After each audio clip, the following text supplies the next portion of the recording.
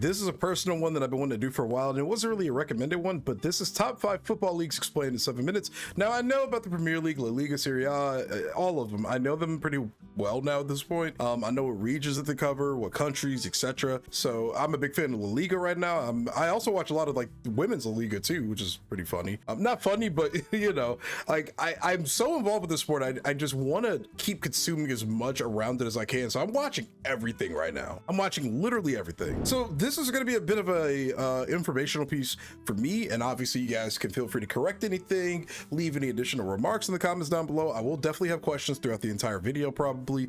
Again, I'm very familiar now with a lot of these different leagues, their cups, how they function, etc.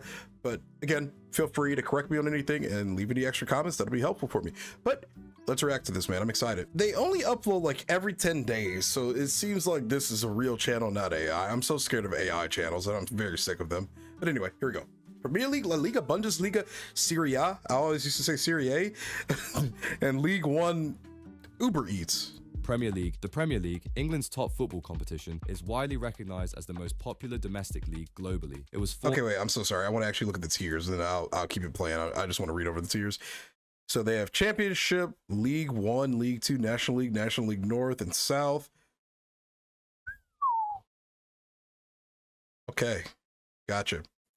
Is widely recognized as the most popular domestic league globally. It was formed in 1992 by clubs breaking away from the old First Division to create a more commercial and competitive league. 20 teams battle it out each season, playing 38 matches from August to May, once at home and once away against every other team. This intense schedule culminates in a thrilling race for the title. Historically, giants like Manchester United, Liverpool, Arsenal, and Chelsea have dominated. More recently, Manchester City, under Pep Guardiola, have been incredibly successful, winning multiple titles, including the 2023 to 2024 season. As of the current date, Liverpool are the reigning champions, having won the 2024 to 2025 season. Beyond the domestic crown, a key ambition for clubs is qualifying for European competitions. The top 5 teams in the Premier League will qualify directly for the prestigious UEFA Champions League. There's even a possibility of a 6th English club making it into the Champions League if a Premier League team wins the Europa League and doesn't finish in those top 5 league spots. Okay, so wait, I'm sorry, just one quick repeat. Of a 6th English club making it into the Champions League if a Premier League team wins the Europa League and doesn't finish in those top 5 league spots. So the Europa League is what? That's the that's like what? That's like what, like a tier down from like the regular like the regular Champions League. That's like a lower tier, right? That's like a slightly lower tier on the tree. I gotta remember all this stuff, man, because I know like the international games and those big cups, man. Yeah, that's like a little bit like, that's like tier 2 or something, right? Tier 2 as you would call it. Like it's secondary to like the actual Champions League, right? Correct me if I'm wrong. Further down the table, the 6th placed Premier League team typically earns a spot in the UEFA Europa League. An additional Europa League place often goes to the winner of the FA Cup. For the UEFA Europa Conference League, a 3rd-tier European competition, a spot is usually awarded. Okay, sorry, I'm gonna have to just a couple of times. So yeah, this is what I do know. Champions League, Europa League. Okay, yep, okay. Competition, a spot is usually awarded to the winner of the EFL Cup. If these cup winners have already qualified for a higher European competition through their league finish, their European spot then passes down to the next highest placed team in the league. This is a lot of information, actually. Chelsea win the Europa League. They qualified for the Champions League. Chelsea also finished 7th in the Premier League. Normally 7th place gets the Europa Conference League spot. But because Chelsea have already qualified for the Champions League, the 7th place UECL spot becomes redundant. That Conference League spot is then passed down to the next eligible team. Okay, makes sense. Spot then passes down to the next highest placed team in the league. This system ensures plenty to play for throughout the entire league. The Premier League is celebrated for its fast-paced physical style of play, packed stadiums, and dramatic moments. Its global reach is immense. How many people did that say? North America and the Caribbean. We got to step it up over here because I actually watch a decent amount of Premier League now. Europe. This is surprising. This is actually really surprising. 1.4 billion in Asia and Oceania? What? I didn't know that. That's crazy. Sub-Saharan Africa and Middle East and North. That's nuts.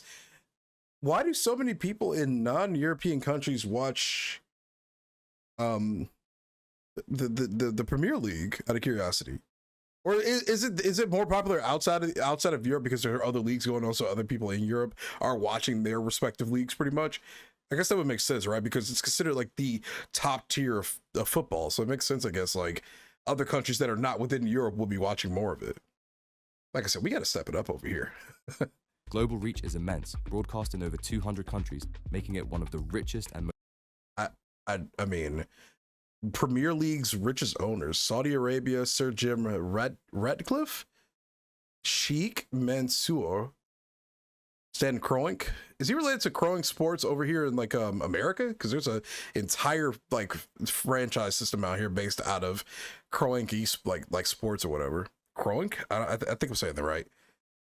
most competitive leagues in world football. Finally, at the end of each season, the bottom 3 teams face relegation to the Championship, England's second division.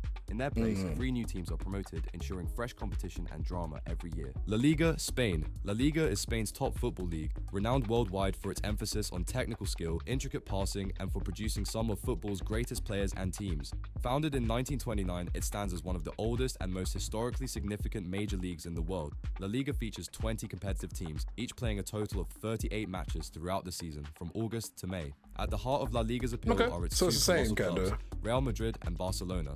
Their storied rivalry, known as El Clásico, is a global sporting spectacle. Real Madrid holds the record for most La Liga titles and also boasts an unmatched number of UEFA Champions League victories. Damn!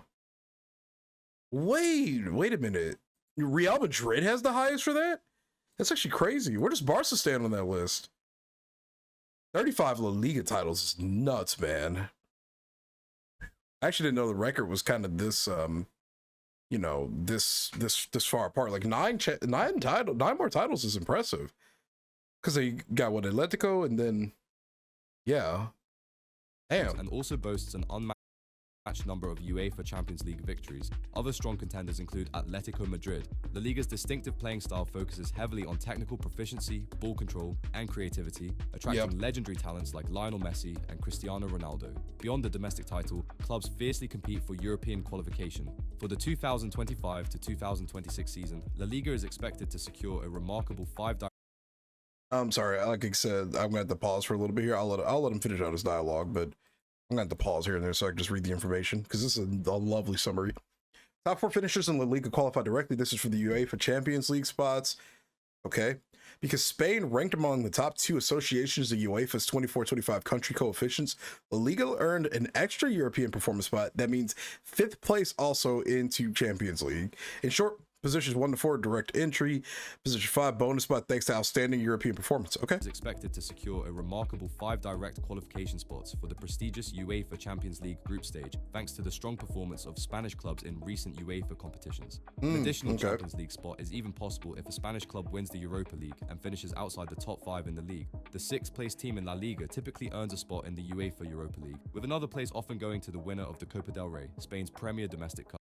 So wait, the Copa del Rey winner automatically earns a spot in the UEFA Europa League group stage for the following season. Okay. So specifically, I guess for like why because I know the Copa del Rey, it's a domestic thing, so I guess that makes sense. So they would, instead of you getting a spot within the Champions League, I guess it makes sense that they would give you a spot for like their second like most important thing, since it's a domestic thing. Okay. For the UEFA Europa Conference League, the 3rd tier of European club football, a spot is generally allocated to the 7th place team.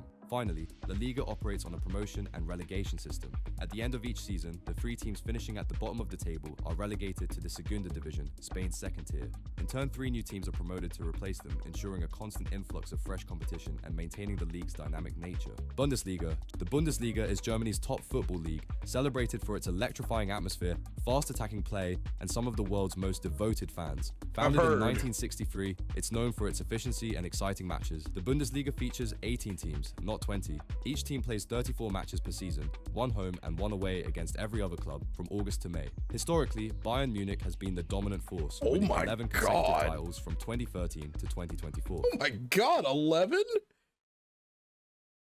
And then they just had one blunder of a year, then they won again. I mean, damn. This is kind of lopsided, man. So wait, how many is this? 1, 2, 3, 4, 5, 6, 7, 8, 9, 10, 11, 12, 13, 14, 15, 16, 17, 18, 19, 20, and then they had 11 here, so that'd be 31, 30. Jeez, bro. By the way, I know I haven't reacted to anything related to Germany yet, and I will, I promise. But it's basically like the same structure across all of these, it seems like, for the most part. With some changes here, then why do they only have 18 teams instead of, the full 20? From August to May. Historically, Bayern Munich has been the dominant force, winning 11 consecutive titles from 2013 to 2024. That's so much. However, that remarkable streak was broken by Bayer Leverkusen, who clinched the league title under manager Xabi Alonso, marking a truly historic achievement. Other strong contenders include Borussia Dortmund and RB Leipzig. The Bundesliga is renowned for its focus on youth development, offensive football, and remarkably affordable ticket prices. A unique aspect is the 50+1 rule, which ensures that fans, club members, must own at least 51% of their club's voting rights. This strong fan ownership model fosters a deep connection between teams and their supporters. For European qualification in the 2025 to 2026 season, the top 4 Bundesliga teams will directly qualify for the UEFA Champions League. An additional Champions League spot is possible if a German club wins the Champions League or Europa League and doesn't finish in those top 4 league positions. The 5th place team typically secures a UEFA Europa League spot, with another UEL place going to the DFB Pokal German Cup winner. The 6th placed Bundesliga team traditionally enters the UEFA Europa Conference League playoff round. At the end of the season, the bottom 2 teams are directly relegated to the 2nd Bundesliga. The team that finishes 16th faces a relegation child promotion playoff against the 3rd placed team from the 2nd Bundesliga, adding intense drama to the season's conclusion. Serie A, Italy's premier football. Oh wait, so okay, I see why they would do that. Because if these two are already by default going to be relegated, then that means the first 2 by default should automatically get their spots. They don't have to compete for it. But the 3rd place team, it's like, yeah, I get it now. So it makes sense for that last slot to have to compete for its spot if the other 2 are already guaranteed to be relegated anyway. Okay, that makes sense. Adding intense drama to the season's conclusion. Serie A, Italy's premier football league, boasts one of the sport's richest histories. Established in 1898, renowned for its tactical sophistication and legendary defenders. Like most top leagues, Serie A has 20 teams, each playing 38 matches from August to May. Italian football is dominated by historic powerhouses, Juventus, AC Milan, and Inter Milan. These giants have won numerous league titles and all tasted Champions League glory. Inter Milan has been particularly strong, winning the 2023-24 Serie A title and finishing as runners-up in 2024-25. Serie A is recognized for its highly tactical, defensively astute style. Teams prioritize strategic play and game intelligence, fostering world-class defenders and goalkeepers like Maldini and Buffon. Beyond the domestic title, teams compete for European spots. For 2025 to 2026, Serie A gets 4 direct Champions League spots. An additional UCL spot is possible if an Italian club wins the Champions League or Europa League and doesn't qualify via league position. The 5th place team typically earns a UEFA Europa League spot, with another place for the Coppa Italia winner. The UEFA Europa Conference League spot usually goes to the 7th. What is the Coppa Italia? Is that like another Coppa del Rey kind of thing, like a domestic cup? By the way, with those particular domestic cups, how many teams take part in them? I remember reading somewhere it was like only up to like 4 or 6. Like how many teams take part in those domestic cups? Conference League spot usually goes to the 7th place team. Finally, Serie A uses promotion and relegation. The bottom 3 teams go to Serie B, replaced by 3 promoted teams annually, ensuring continuous competitiveness. Ligue 1 is renowned as a talent factory, consistently producing world-class young players who often go on to become global stars. Founded in 1932, Ligue 1 features 18 teams. Each team plays 34 matches per season. PSG is France's most famous and dominant club in recent years. Backed by significant investment, PSG have frequently won the league, including the 2024-25 title, and boasted superstars like Messi, Neymar, and Mbappe. Other strong teams with proud histories include Lyon, Marseille, Monaco, and Lille. The league's playing style blends physical strength with technical skill. Its reputation as a talent factory stems from its role as a key stepping stone for young players before they move to larger clubs across Europe. For European qualification, Ligue 1 typically earns 3 direct qualification spots for the UEFA. The voice just got randomly loud right here. So let me see. 3 automatic group stage spots. Actually, I'll just let him explain it.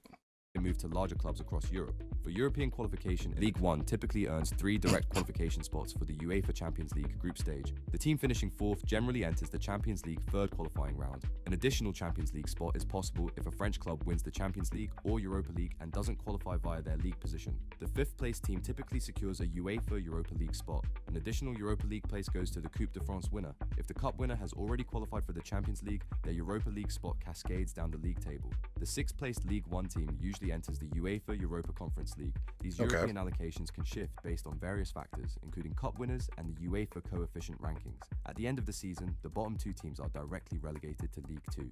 The team finishing 16th faces a relegation promotion playoff against the team from League 2, adding intense drama to the conclusion of every campaign. Thank you for watching, and if you enjoyed this video, you will love this one. Okay. Whoa, whoa, whoa, whoa, whoa, whoa, whoa, whoa, whoa, Premier whoa. League. The Una puta es que Premier League. Okay, so I think one thing I'm going to need to do also is watch more about these different particular leagues, because I understand like how teams gain their spot in each league. I have a general understanding of it, but it's a lot to kind of like take in. So I think one video I need to react to is how like the Champions League is structured, followed by the UEFA or the Europa League, and then the Europa Conference League. So no, that's tier 1, tier 2, or division. Tier 1, tier 2, tier 3 feels like I'm shortchanging them a little bit, but that's basically kind of what it is. It's like 1, 2, 3. Like this is the top, this is the second top, this is the third tier. So I think I want to find like a good video that'll break that down a little bit more in detail, just so I have an idea, like so I know like what like so I know how to separate the two, you know, and I won't be confused when I see one team there versus whatever. But it makes sense though overall, everything that was explained here. I would love it if you could answer some of my questions that I had throughout this video in the comments down below. These kind of videos are going to be the ones I'm definitely going to pause a lot in, because I'm just here to understand and I want to make sure I'm reading things right and taking in that information correctly. But it makes sense. So why do certain leagues only do 18? Because League 1 or League On, as he said, League 1 only has 18, and then Bundesliga only has 18, but the rest have 20. What's the reason for that? I wanted to go back over to this area a bit and kind of like read through some of these statistics here, because some of these numbers were just outrageous, dude. Like 878 million homes broadcast into across 190 countries, 3.2 billion worldwide cumulative audience, more than the Bundesliga and the La Liga combined. 1.4 billion euros worth of broadcast exports, similar total to that of the BBC, ITV, Channel 4, 5, and the Sky and the independent sector combined, based on the 2019 to 2020 figures. 87% of Premier League followers around the world say the league makes them feel more positively about the UK. Is that true? And then 528,000 international visitors attend a Premier League match, spending around 442 million euros, creating a huge boost to regional tourism. That's a crazy stat. All right, this has me way more excited now to keep up with the rest of La Liga. And obviously I'll be watching a little bit of the Premier League too, because I do dabble in watching some of it. But now that I have a better understanding kind of about how the structure happens or works, I'm going to be paying attention to like next year when like relegation and stuff starts rolling around, and just kind of seeing where everybody sits statistically. Okay, so these are the current stats right now. So this is what Arsenal is looking like. They are 5-1 with a draw, 5-2. So Liverpool's actually kind of behind Arsenal this year. They won the what? They won the league last year, right? Yeah. So these are what the stats are looking like right this moment. And Wolverhampton Wanderers, they are 0-5. Like, have any of these teams like ever in particular won anything specifically? That was top 5 football leagues explained in 7 minutes. I want to watch more educational videos like this so I can keep learning